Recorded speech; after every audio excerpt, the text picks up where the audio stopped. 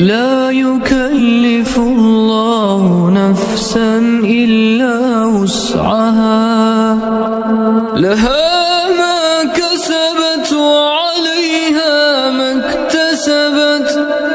ربنا لا تؤاخذنا إن نسينا أو أخطأنا. ربنا ولا تحمل علينا إصرا كما حملته على الذين من قبلنا. ربنا ولا تحملنا